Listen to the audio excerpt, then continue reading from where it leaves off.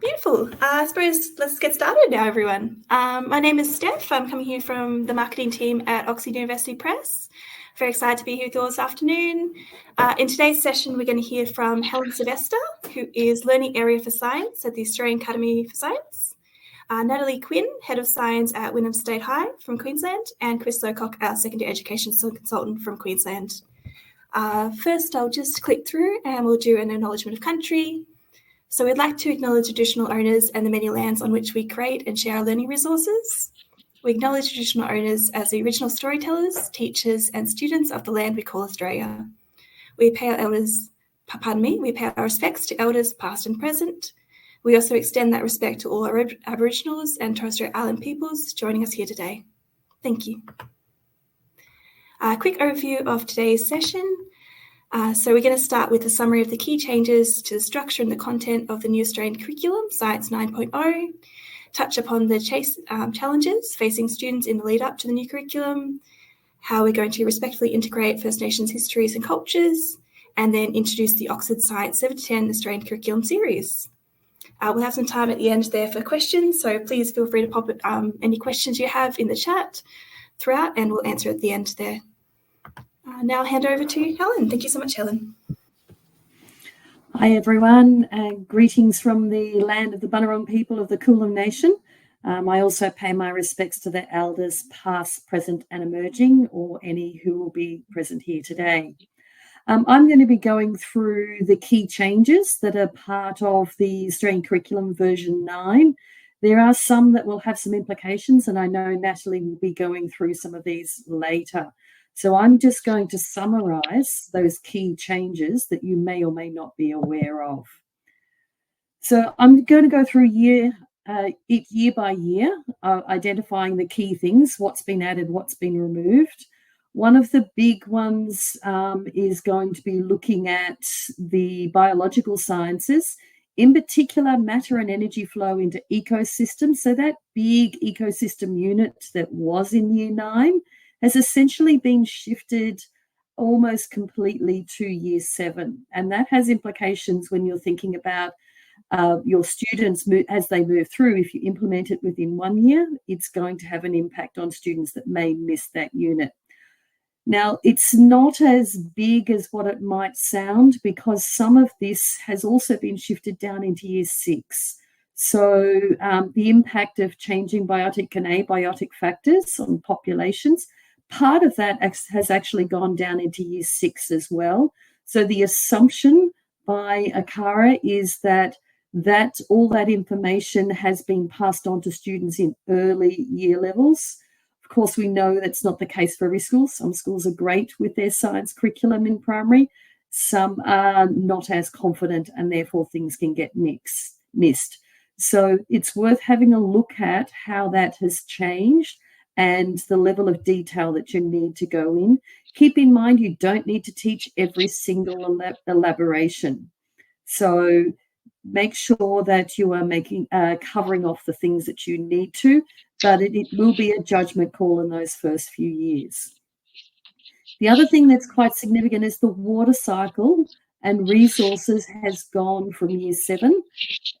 Keep in mind, when the first Australian curriculum was written, it was written with the idea that year 7 was largely in primary schools in most states, and now most states have moved to year 7 being in secondary schools. The water cycle is still taught, but now it's done in year 4 instead, and resources has also shifted down into the primary school. Particle theory, again, particle theory has also gone down into year 5. Not so much the energy and motion that happens between particles. However, particle theory itself, solids, liquids and gases as arrangement of particles, has actually gone down into year 5. So what has been added into year 7 is the energy levels that come from it. So the original Australian curriculum had particle theory in year 8, being secondary school. That's now come down into year 7. When we look at science as a human endeavour, and this is the area across the year 7 to 10 that I found had actually changed the emphasis in quite a number of ways. In particular, The old white male version of science has shifted, that there's a lot less European, a lot more Australian and Asian and other cultures and ethnicities have been included under the elaborations, and a lot more female examples have been included here. What you'll also notice is the science understanding and skills in occupations has actually been divided into two different areas that are much more specific, which does make it easier for us as teachers. So cultural perspective and world views, so not that old white European version, but also, and most importantly, I think as a result of COVID, the role of science communication in informing viewpoints and policies and regulations. And this is a great chance for bringing in modern approaches to what's happening in the world around and the influence of science in that. So that is in the use and influence of science, covers across two areas, both year 7 and 8. So it's good to be able to touch in on that in both year 7 and 8. Also in the inquiry, you'll see that things have been teased out a little bit more and got a little bit more definition in them. So planning and conducting reproducible investigations, not necessarily fair ones anymore, and also identifying assumptions. Now that's a new thing that was sort of implied in past study designs, whereas now it's actually mentioned specifically. So getting students to realise and think about why they're thinking a particular way, bringing in that critical thinking aspects of things. This is that ideal chance to put that into your curriculum as well. But also there is quite a stronger emphasis on recognising key considerations for heritage sites and artefacts. So in other words, if you are going onto country, checking that you've got permission. So having your school have a strong relationship with local First Nations people is actually really important, and it does touch on in greater detail at later year levels. So going into year 8 now, and as predicted by many teachers, the tectonic plate activity, which was previously in year 9, is now come back into year 8. And that makes far more sense in terms of, that's where it's covered in geography, for example. So it makes sense that the students are learning it in the same year, in both from a geography perspective and a science perspective. So it's a nice thing to have a chat to your local humanities teachers and making sure that what areas that you're covering and common language that might be used between them. In the chemical sciences, identify indicators of energy change in chemical reactions. Now, that is not as much detail as you might initially assume. Energy change means the usual things of identifying change in colour, identifying change in state, all of those things that are indications of chemical reactions. We're just now referring to them in terms of energy change.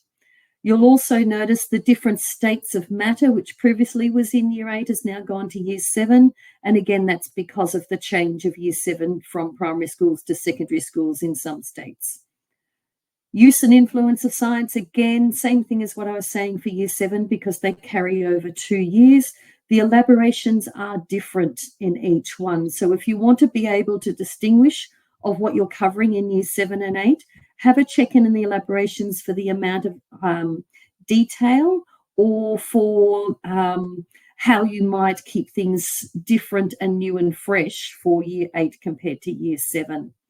And the science inquiry again carries over from 2 years, but the elaborations again are different. So it's worth having a look at the elaborations for ideas. Again, keeping in mind you do not need to teach every single elaboration.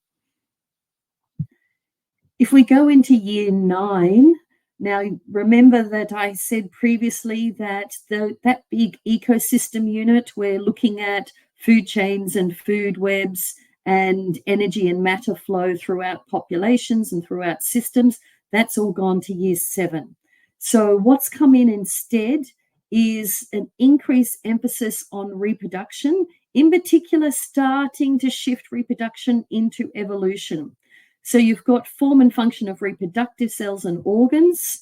So what I have previously called the plumbing, side of reproduction that we cover in science.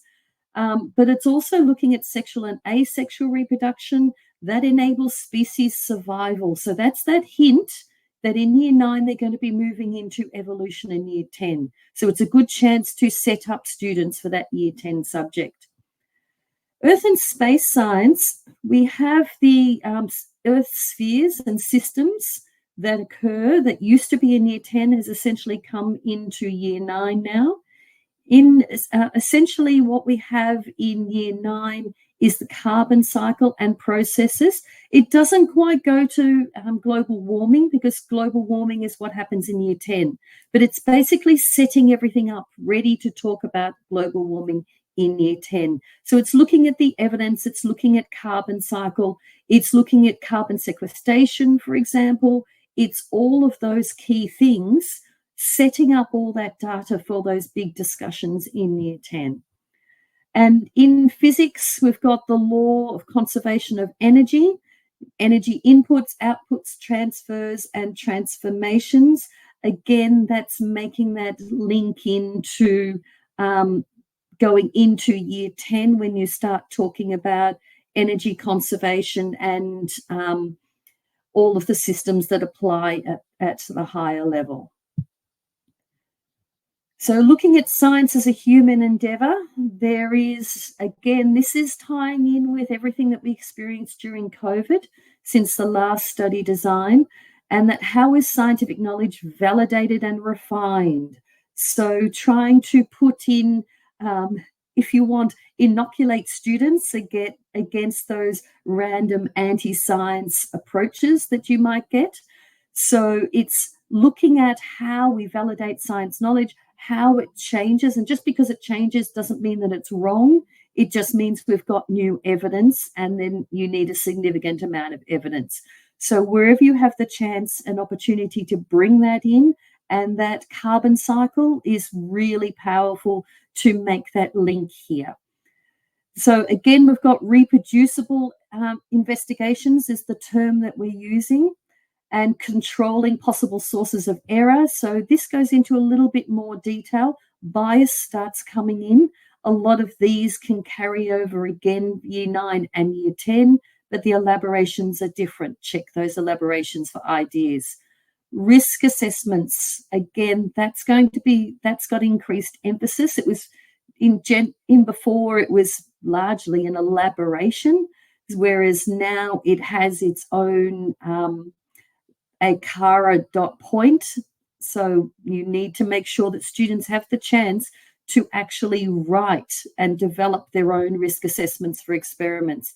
And this is also really useful when you get to year 10 and they're starting to predict the products from chemical reactions. That's when you can bring it in, because that is part of risk assessments too.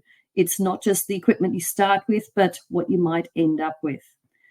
And ethical issues from a First Nations perspective, such as if you're going to go and research a particular Indigenous plant, for example, that might have been used in First Nations medicines, there's actually ethical issues attached to that.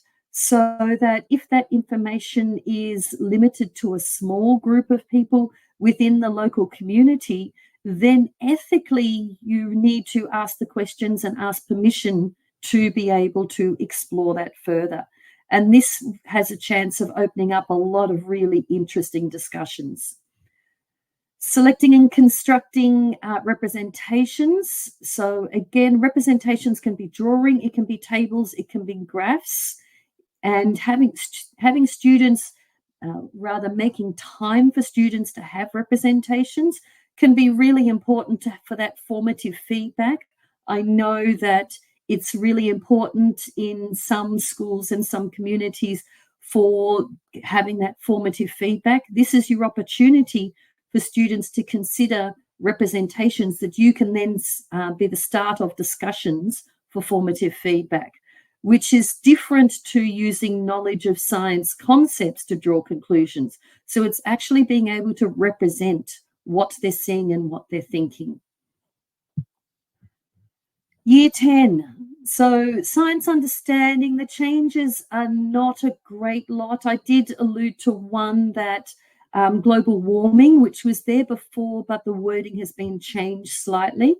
So just be aware that you're setting up carbon cycle in year 9 to talk about global warming in greater detail. So it's not just the systems all combined now, it's about the greater detail, and keep your data up to date. So make sure you've got data that is within 10 years at very least. Do not go to data from the 1990s. Go for something more recent. There's a lot of it out there now. And I know we've included a lot of it in the textbook. So explaining how knowledge is validated, again, I've already mentioned that one. Check the elaborations, they're different. Same goes for science inquiry and for that process and modelling of data and analysis. Worth reading the elaborations for the processing, modelling and analysis, because it's a lot more specific in terms of how you go about analysing the data. So it means it's worth evaluating how you've done it in the past and give yourself a chance to actually think about how you can lift the standard of students so that they're ready to go out into the world, if that's what they're going to be doing, or move on to their final years of science. So we do have everything that I've just sort of mentioned in a separate area that you can find. I'll give you a minute or so to scan that particular QR code. It gives you an idea of how the structure is changing and the content is changing, just like I mentioned, and a potential timeline for when new curriculum's coming in. And it is varying across most states, but I know talking to most departments of education in the last 6 weeks, I've actually been doing that. Most are making those changes in time for 2027. So that's the expectation that almost all schools will be doing it. Some schools have already moved down that path much sooner than that. So you need to start that planning. It's only 2 years away, and it does have implications, which then I'm going to hand over to Natalie Quinn, because she's going to talk about the challenges of implementing the new curriculum. Over to you, Nat.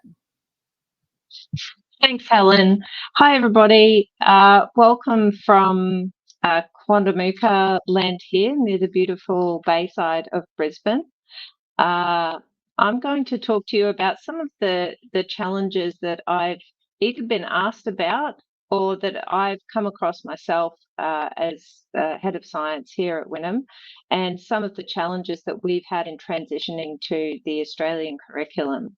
So when Helen and I first presented this, we went out face-to-face and did some seminars at different schools, and we were working a lot with, we're really working with limited information, where we were sort of guessing about what types of challenges teachers might face. There's a lot more information available now.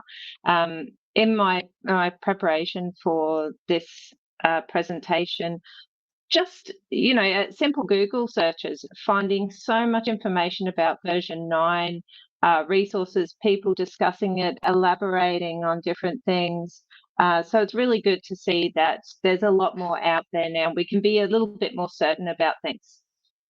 So Helen's just discussed the time frame for transition with you. A couple of other questions we get asked. Will it be necessary to run versions 8.4 and version 9 simultaneously across different cohorts?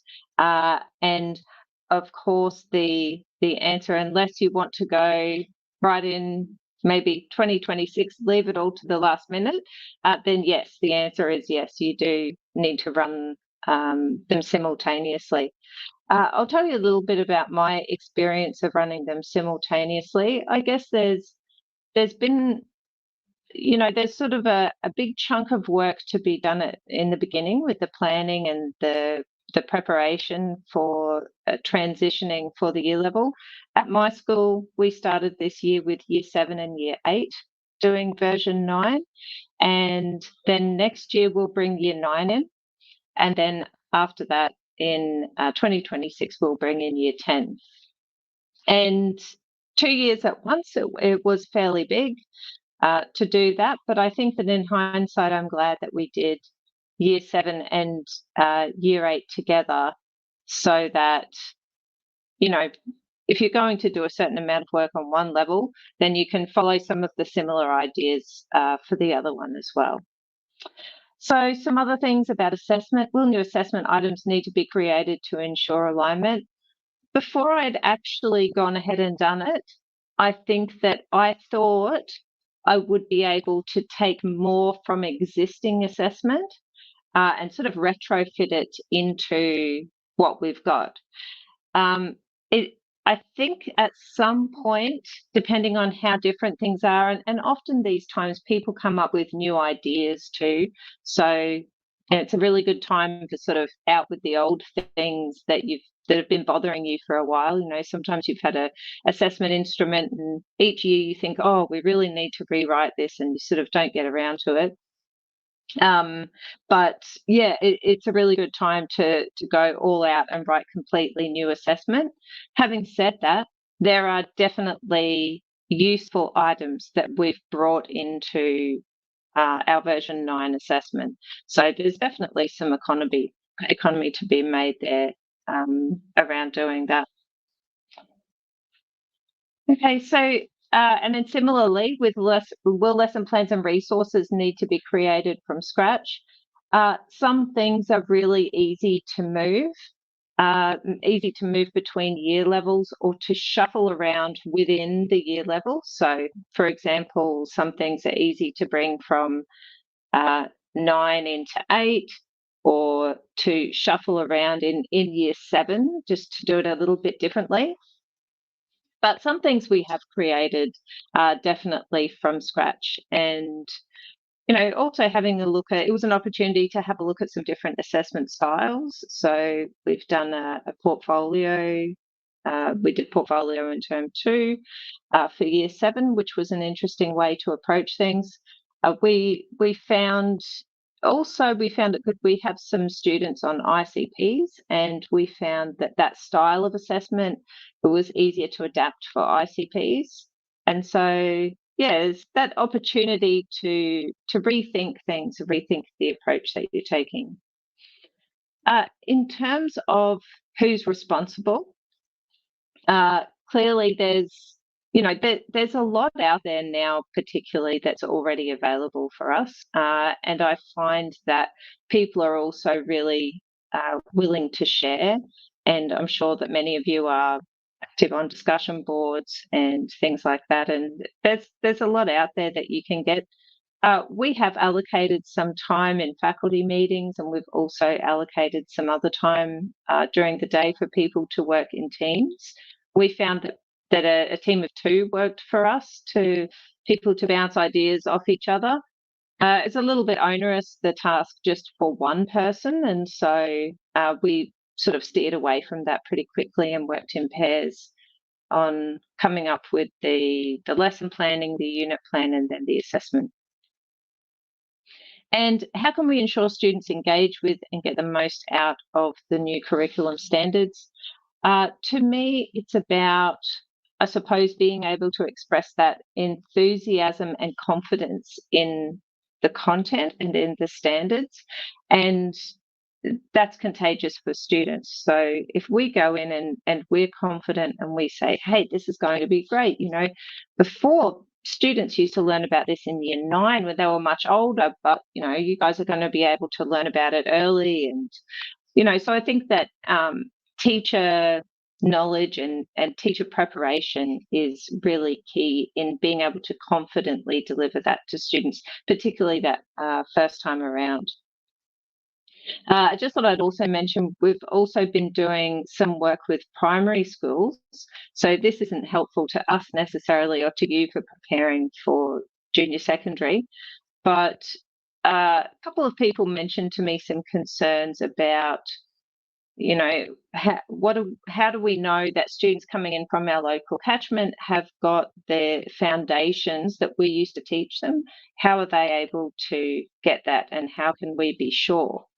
And so we've been contacting some local primary schools and working with them, and it's actually been really fun getting to know people and getting to see the different way that things run. We've also been sharing some resources together, and I think that that's helpful because a lot of our students will come through from one to the other.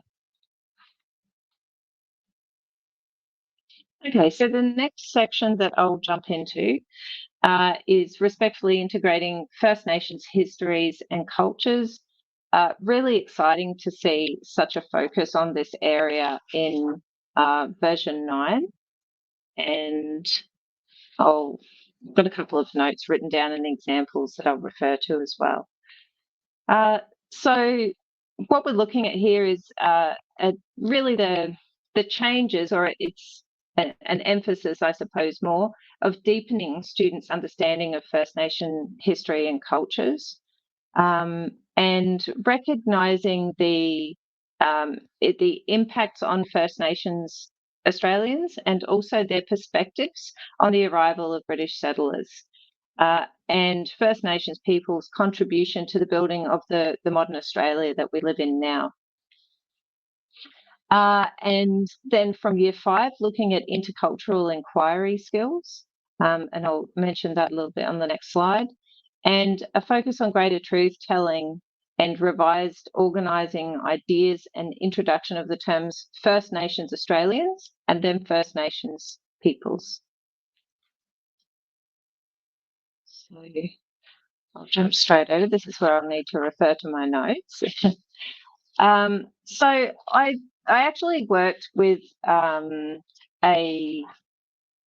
First Nations woman who was a previous student of mine at one of the schools that I taught at when I was preparing this presentation. I talked to her about the things that were important and what I should communicate to teachers. I talked a lot about her experiences at school, and so these are the things that we came up together. So acknowledging diversity. So many First Nations Australians live in urban environments, and you know, often we see that sometimes there's a traditional depiction of a stereotype of First Nations peoples prior to colonisation of Australia that can be offensive, and so trying to sort of steer away from those depictions and not sort of pigeonholing, I suppose, what a First Nations Australian looks like or behaves like. Acknowledging that there's diversity in physical appearance, so skin tone, that kind of thing. It's important to recognise that, which leads me to avoiding use of words like, you know, half or part, or referring to anybody in that way, because that can also be considered quite offensive. And so how do we go about, how do we refer to Aboriginal and Torres Strait Islander peoples? You know, if you go looking for this information, and when I say how do we refer to them, what language do we use? What terminology do we use? The Australian curriculum uses the term First Nations. It uses First Nations Australians.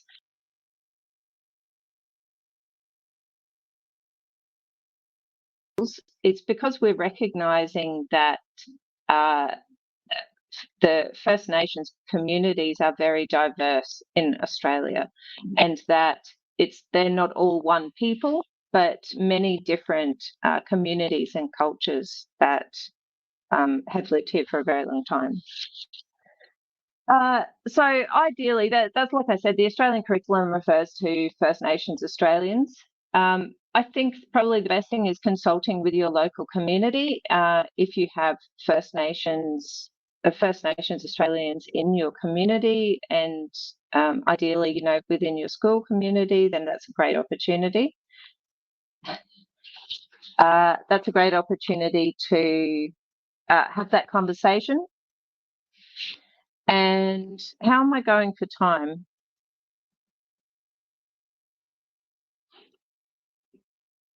Am I okay? Yeah, okay. Capitalisation. We always need to capitalise First Nations, so capital F, capital N. And any time people do use the words Indigenous or they use the words Aboriginal, we need to capitalise those too. But also something I hadn't really considered until I read about it, but capitalisation of terms like elders, native title, and traditional owners should also be capitalised. And avoiding acronyms or shortening words too can be seen as disrespectful. There's, in terms of avoiding deficit and dichotomous language, I do have a couple of good examples on this, but I didn't actually bring them with me. But for example, using the word promoting and speaking about things positively. So, promoting First Nations health outcomes or something, rather than using terms like fixing or anything that has a slightly negative connotation. So that's what we're talking about there, deficit and dichotomous language. There's an Australian government style manual that covers all of these things, and it's quite long, but it's got some excellent guidelines in there and examples. So just quickly, recognising currency and continuity, not using past tense because First Nations Australians are part of the world's oldest continuous living culture. And so we don't use, for example, people might say, Aboriginal people used to or refer to, any kind of activity that, like I said, those traditional stereotypes. So using present tense. And then lastly, cultural safety. I usually just talk about a couple of examples I've got here. So in my efforts to provide cultural safety for my First Nations students in the past, what I've done is invited them to participate at times and offered them the opportunity to include themselves or to say, no, thank you, I don't want to participate in that. So let me explain what I mean. On this slide here, you can see some examples of practice. And this is from a resource looking at seasons and seasons used by some different First Nations communities. You've gone quiet, Natalie, so I might be able to chip in and help while you fix it technically. The seasons is one of the classic ones that's really important for and very different across different parts of Australia. So different communities within Australia will have different seasons, from the number of seasons to the types of seasons. And it's really important to acknowledge when you're talking about anything for Aboriginal and Torres Strait Islander peoples, any examples that you might have, it's important to make sure you acknowledge where that information has come from. And sometimes even words that are being used might be different. So words for the same things, such as spear throwers, might be different in one community compared to another. So if you are using any examples of Aboriginal and Torres Strait Islander practices that are still ongoing, make sure you acknowledge where that information comes from and which particular community that uses that particular practice. There's great examples and great resources out there. So some of the ones that I particularly like is the one from ACARA, because it covers off on all year levels. It's probably for the 8.4 curriculum at the moment. They haven't updated it for version 9, but I expect at some point they will. And some of those examples, though, you'll be able to carry over. There is a number of Aboriginal and Torres Strait Islander communities that is also putting out resources. Again, keep in mind where those resources come from and make sure you acknowledge them. When it comes to seasons, you can't go past CSIRO information that provides for multiple areas across Australia. And Deadly Science is a group that I've been spending a lot of time with, working with most recently. and they are producing some amazing resources as well. But any of those resources are well worth looking at. And this is my chance to hand over. Afternoon, everyone. I'm Chris. I'm Queensland sales consultant in Queensland, and I'll be taking you through the actual physical text of the Oxford Science 7 to 10 for the version 9 Australian curriculum. So first of all, purposely written, a new resource purposely written to cover off the new version 9 curriculum. High levels of differentiation, instruction, meeting every student at their need to make sure that everybody has access to science and it's enjoyable for everyone. And it's produced in not just in print but digital as well, so a flexible learning pattern, so a combination of print, digital, or digital only. So we have a student book with an O-Book Pro, which is our digital, like an e-reader. You've got your student digital O-Book, and then the teacher resources come in their own e-book reader, Teacher O-Book Pro. You will get a sample, a link to a sample site, which has a digital sample of all of our Oxford Year 7 to 10 student books, but there's a fully interactive sample, and we'll have a look at that a little bit later. I'll take you through a demonstration of that, but there's one there for Oxford Science Year 7, and it's Chapter 7, Earth, Sun and Moon, but that's full interactive, and I'll take you through that, what's involved and what you can play with in that in a little while. Let's have a look at the physical text, some of the key features of our student textbook. So first of all, nice big bright opening chapters. So laying out your learning intention, what's in each lesson, and there's a great little what if scenario that's put forward to really spark the interest and get students engaged in the topic that they're about to cover, to get them thinking scientifically, really. So this is a great nice open spreads there. One of the first chapters you'll find in the book is our science toolkit. This is a standalone chapter at the beginning of each year level, and it focuses on the science inquiry, which is a big part of the new curriculum. It'll address the scientific methods, lab skills. It'll also introduce the cognitive verbs, which will develop. So then by the time they get to year 11 and 12, they will know those down pat. When you say describe or compare, they'll know exactly what that is. So the science toolkit, a really useful area to introduce students and get them going and really get into that science inquiry. Then we open up into our lesson pages. So it's one double page spread, one topic, one lesson. This is your whole lesson. And in these double page spreads, you'll see it's nicely mapped out with your concept statement at the top here, the key ideas that will be addressed in the lesson, and then your learning intentions are clearly labeled. Then we come across all the content, both with pictures and graphical representations, all your content for teaching. You'll notice up the top here the challenge, which is a link through to a challenge activity. And then at the end of your page, you've got your check your learning, which gives you a formative way of keeping where students are up to and their understanding of what they've just learnt.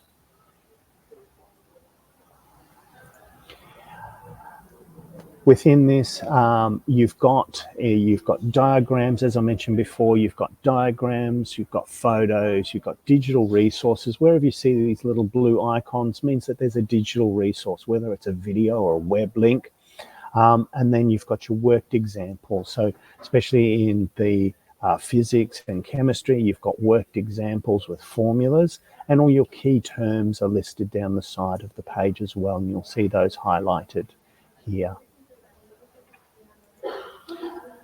In each chapter, you'll have science and human endeavour, a double page spread. So these are really key in presenting science in real world context. So it enables students to test their skills and capabilities, an opportunity to practice their science inquiry. in the context of their learning.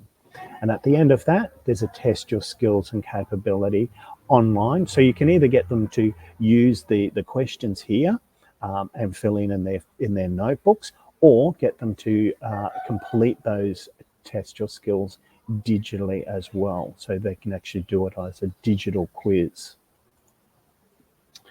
At the end of every chapter, we have these chapter reviews. Now, these are a summative assessment looking at the whole chapter, increasing in cognitive demand. So the applied questions focus on highest order thinking. And then at the very end, you've got a chapter checklist on your right-hand side there. And these are great for students just to reflect on their learning, what they know, and what they don't know yet. So then that gives them references to go back. And we've also partnered with Quizlet.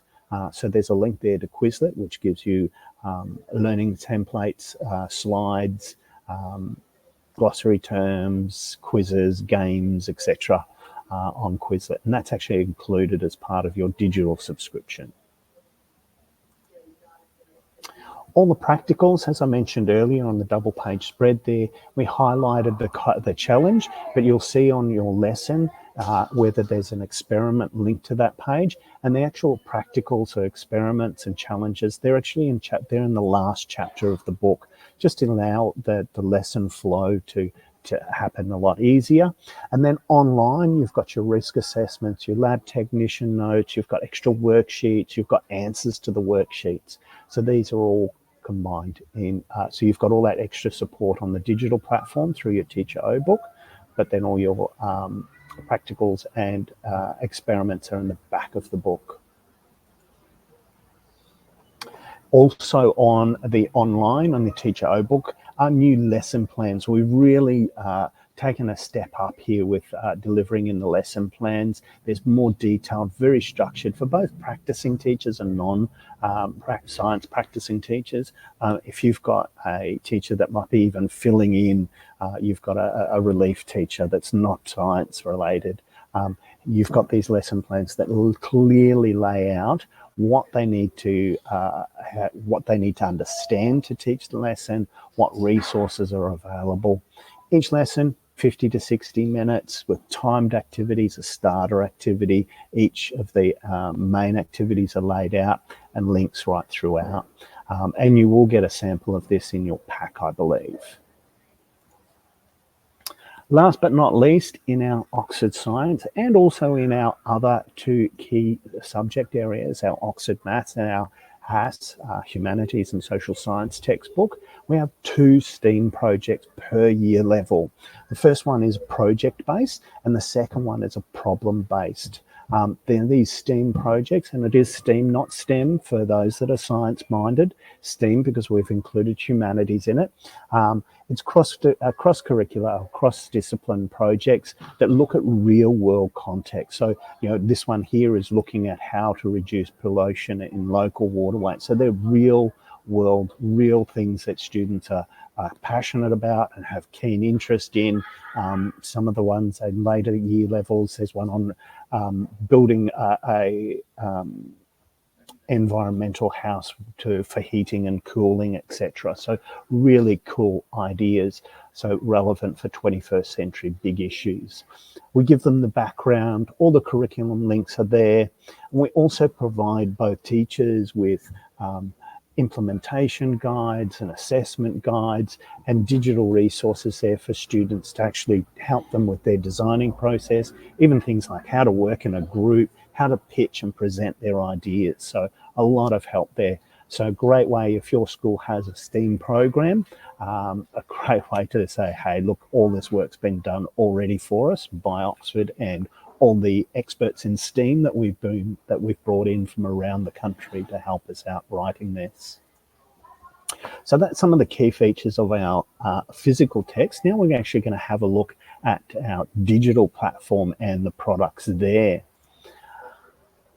So we've got a new Oxford digital platform being delivered. It's been upgraded.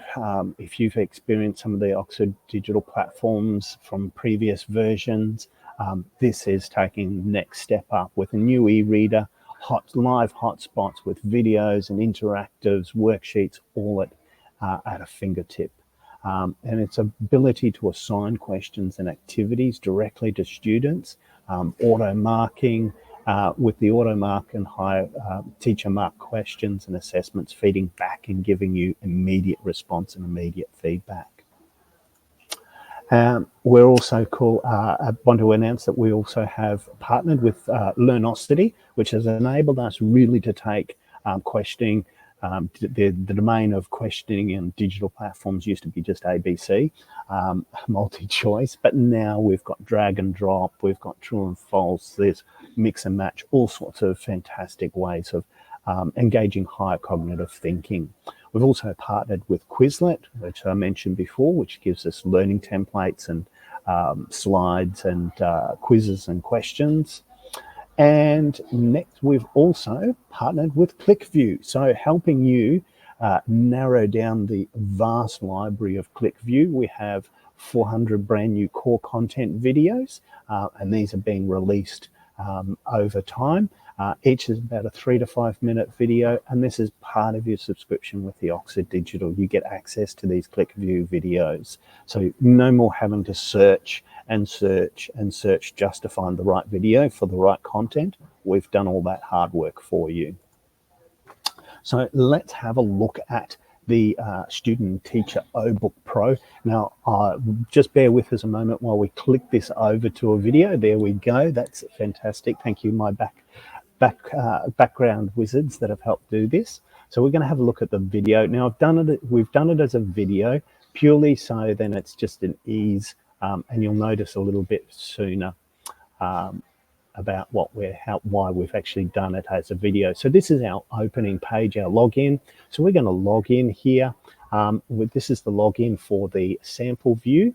So the email address, my password, and this will take me through to my library.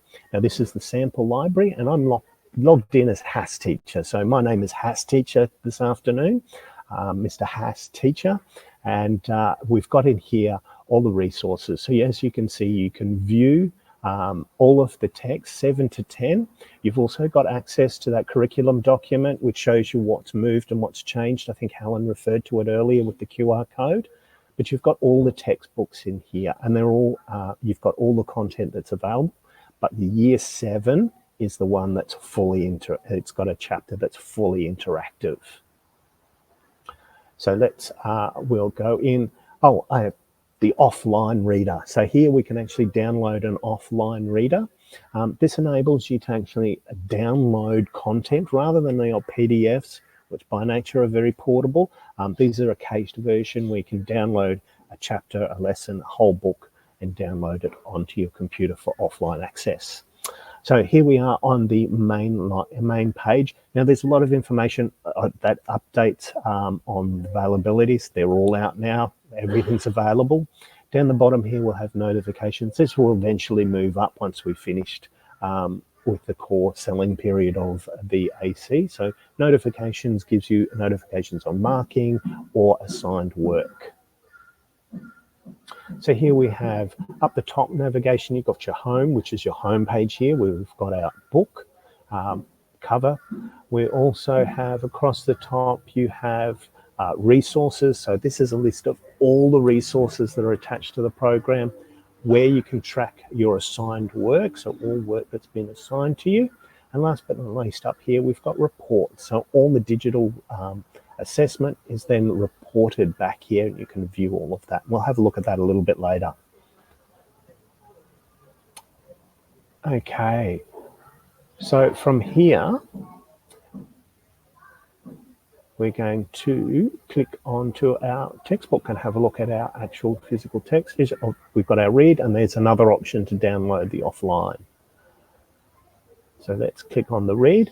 We open up to a double page spread, the last page we're on, and automatically the contents page comes up. And so I can use that as navigation. Little X allows me to close that.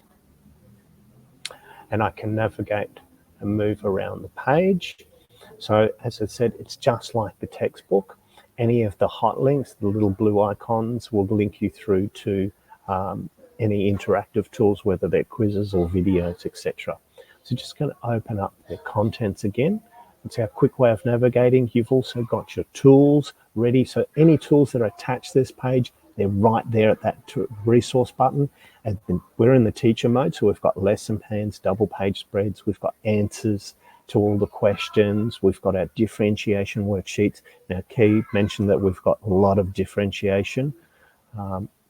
And here we can actually go in and assign. And we're actually going to assign work to a student.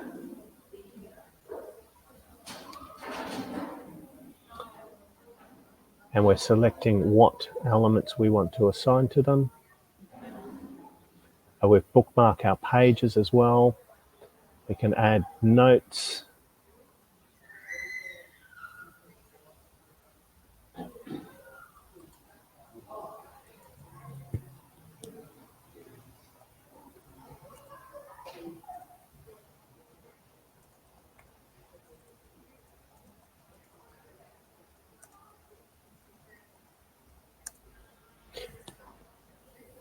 Here, this is the Oxford Dictionary. So Oxford Dictionary available so you can type in words or you can highlight words.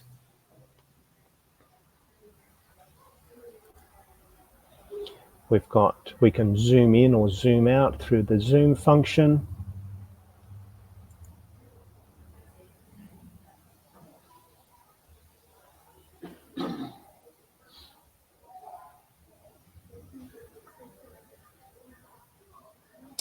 Now here we can jump around using navigation either with those arrows typing in or using our contents page. I'm just going to scroll down, have a look at the different resources that are attached to this page, and I'm going to assign a quiz me and also check your learning. And I'm going to set a start date. Now I'm going to be generous and give them plenty of time. No, let's just give them 1 day to complete the work. And we're going to apply that. I'm going to select my class. Now I've got a class already set up here. Now I can select individual students or one student. Now if I've got a student away, I can send stuff to that particular student. So I'm going to take all those students and I'm going to send them an email notification as well. So I can change the heading here and I can send an email and put a note in that. And that email goes directly to the students and they'll get a notification on their workbook as well. So I've sent that. So I've been able to assign quizzes, which is something that's new from previous. I'm also going to have a look and assign here. Let's have a look at the quiz me, and I'm going to assign that from, now we're looking forward to work that we want done here as well.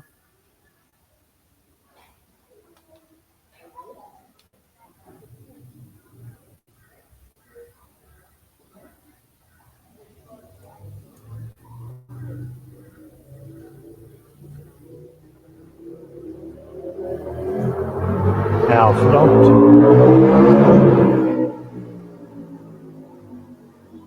This is our resource tab, and in here in the resources, as you can see, you've got all the resources from across chapters. We can search by the chapters, we can look at particular resources and filter them by that, whether we just want to look at teacher resources.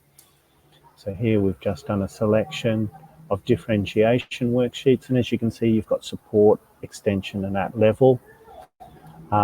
We can do all of that, and this is a great way, especially if you're creating an answers booklet. You can create your answers booklet by selecting your answers and doing those. Here I'm just going to have a look at one of the click view videos.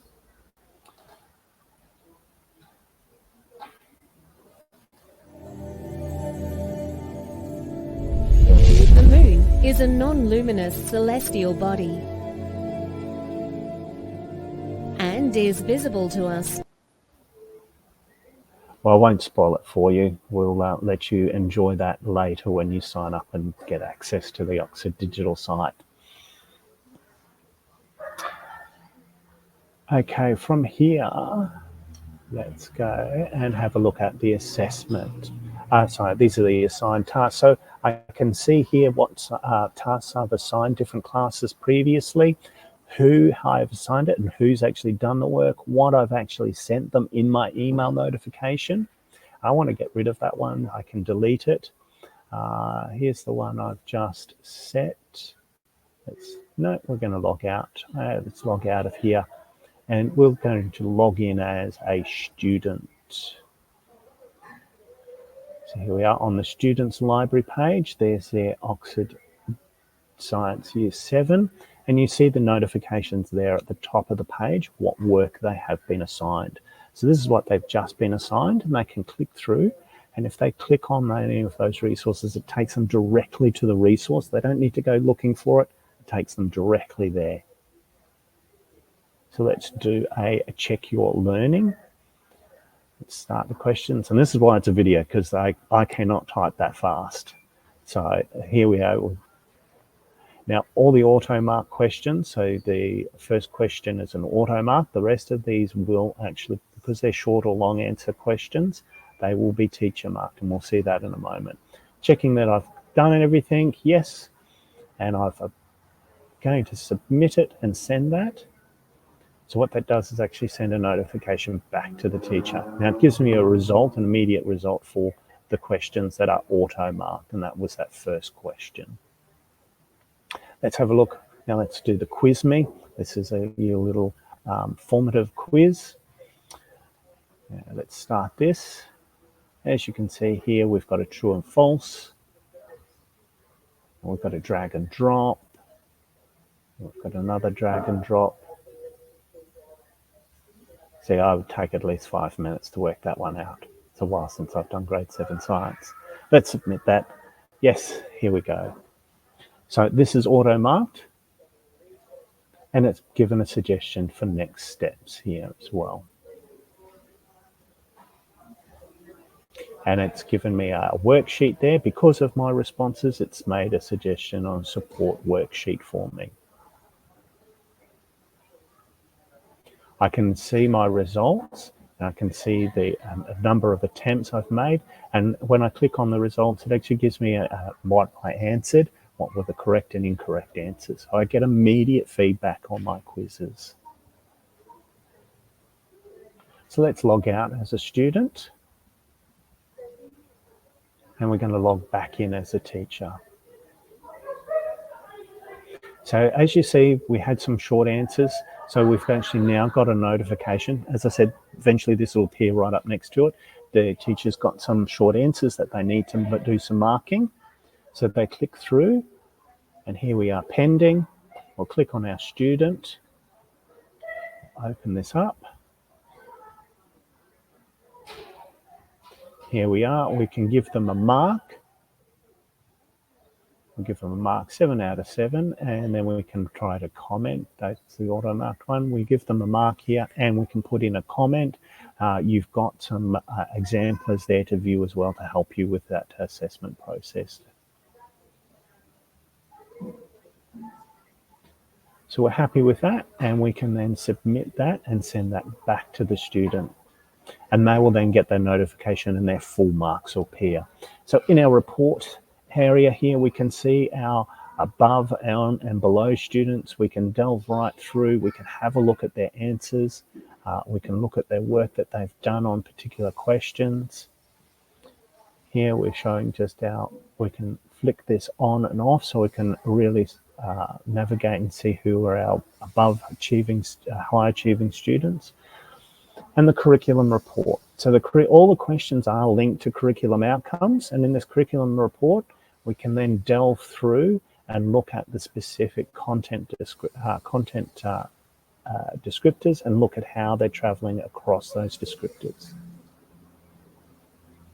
So we can see our progression here for each of these students.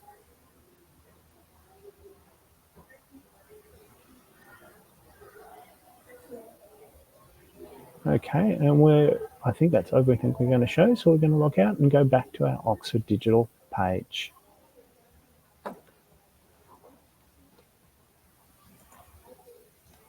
Alrighty, So hopefully that was a great hopefully you got some good insight into our new digital, and that looks really, I hope you're excited about it as much as we are.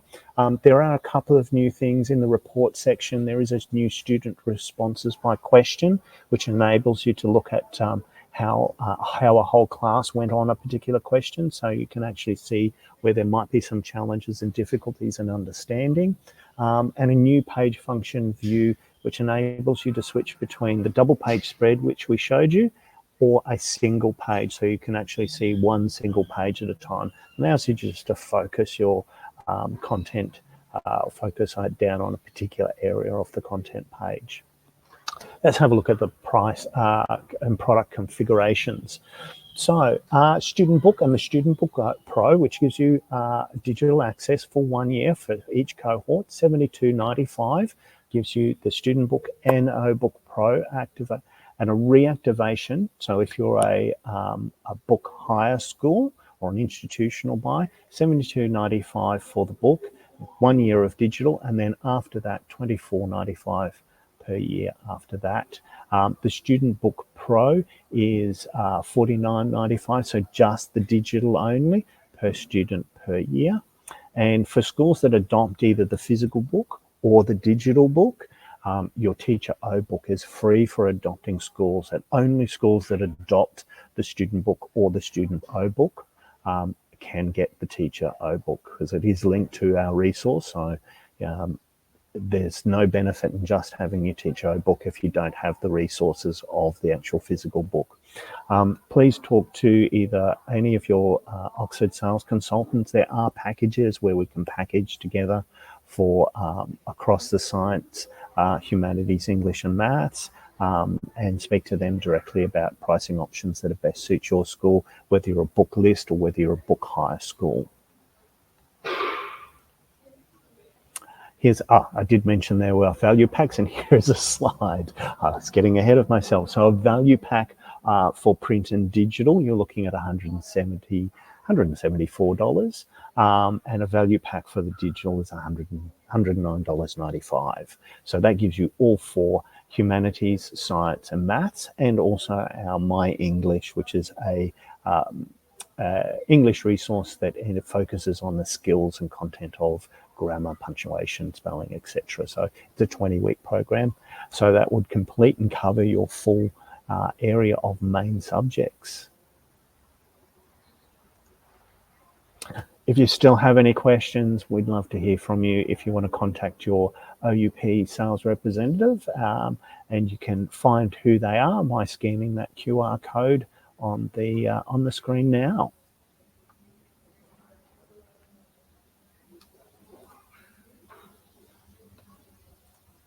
And I think that's all from me, and I'll hand back to Steph. Thank you, Steph. No, thank you so much, Chris. That was great. Well, yeah, thank you so much, everyone, for staying with us. I'm just having a quick look in the chat. So we had a few questions that we touched on. So one was, one was explain the humanities part of STEAM that you've added. Would that be geography? I think, Helen, you've touched on that in the answer as well. Is there anything else to elaborate for that? We were very aware of making sure it wasn't just geography, because that's the easy link often that's made. Same goes with maths. We wanted to have a variety of maths that fed into these examples. So wherever possible, we've tried to have variety across. The thought is that there is 2 for each year level, because we know that some schools want to have whole STEAM subjects. It can be run in parallel, referring to what they're learning in classes. Or if you're one of those schools that might have a week at each semester where you want to have integrated learning, it gives you a starting point for that for schools as well. We've actually in the teacher resources, we've got a variety of suggestions of timetables of how you could implement those should you wish. So for schools that are doing it for the first time, provides great support and background. Thank you so much, Helen. We also had another question from Joshua, if there's a way to make it a 1 page rather than double page for student accessibility. I think, Chris, you touched on that in your chat as well about the digital features. Yes, so there's a new function that's only just been added, only weeks or days ago. There's a new icon down the bottom of the screen which enables you to toggle between the double page spread so you can see your whole lesson, or focus in on one single page. So it's one page or the double page spread. So yeah, we've just added that functionality. And hopefully there's some more coming along soon, but I won't spoil the surprise on that. Nice. Anyone else got any other questions for our presenters? Just pop them in the chat there on the right of your screen. Okay, any other questions we have that go answered, we'll get back to you. But otherwise, thank you all so much for our lovely presenters today, and thank you for attending. I'll end the webinar now, but please stay online as you'll be redirected to a survey where you can give us any feedbacks or any questions. Thank you so much, everyone. Lucky last question, suck it in just under the radar. Quick question regarding assessments. Do you have any assessments that integrate a couple of areas?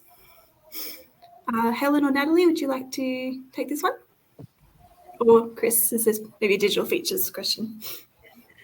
Well, the digital features I'll defer to Chris, but when it comes to assessments within the textbook itself, that was one of the purposes behind the STEAM approach. Chris, do you want to elaborate further on digital? So the assessment, I'm not really quite understanding the question there, sorry. So if assessments that are integrated in a couple of areas, do you mean across curricular areas? It has potential for be cross-curricular areas, which we don't have so much of, but one of the reasons I might perhaps elaborate further on, if you're incorporating multiple areas, so a bit of biology and chemistry, for example, together, one of the key advantages is the ability to, because you've got a lesson per page and a concept per page, it was deliberately designed for flexibility for that purpose, so that you can mix and match those integrations for the teaching of it.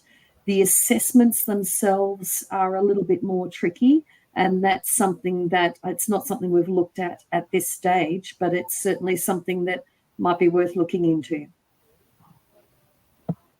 Yeah, all the assessments are tied to the specific, I think the assessments tied, you've got your check your learning and you've got your quick quizzes.